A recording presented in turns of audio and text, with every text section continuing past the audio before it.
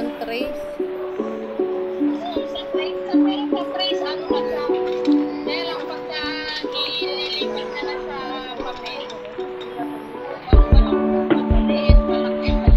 Sabi mo, tigasan niya yung kamay niya. Ito yung blue, red, blue. Start sa blue, hanggang sa red.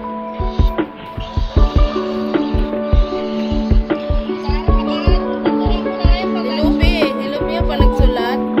Alam mo ano na yung high school? Alam mo yun, dapat blue, red, blue. Di dalawang column yun, dalawang ano.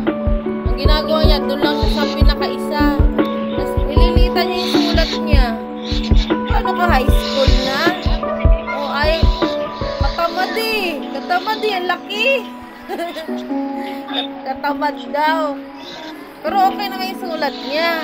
Kaya lang nagagalit yung teacher. Sabi, yung anak ko parang gusto na maging high school. Kasi ganyan ang high school. Yung parang yung hindi na yung malaki. Yung parang sa maliit na lang pinagka. Gano'n ang gusto niyang sulat. Like, parang ang tanga. Hindi ganyan dapat sulat. Ang laki daw, ang tagal daw. Tagal daw matahapon kung malaki. Eh, ganyan talaga. Pag maliit daw, mabilis daw matahapon. Mabilis daw isulat. Hindi nga maliit lang. Pero malinaw naman.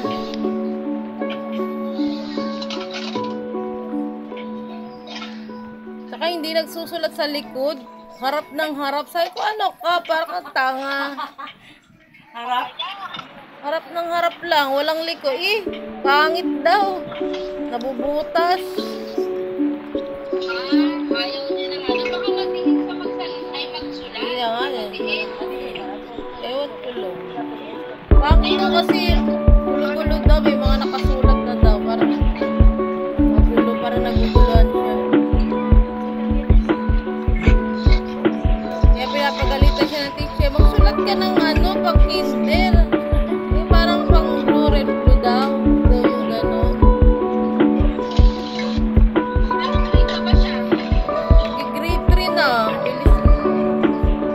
Bilis sa Grade 3 na. Ako nakapasa ka ba talaga?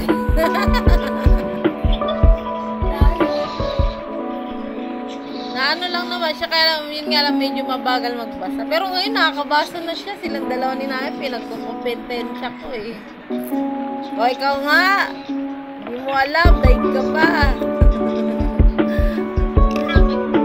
Sinama, galing sinama, ewan ko kung minimemorize niya kasi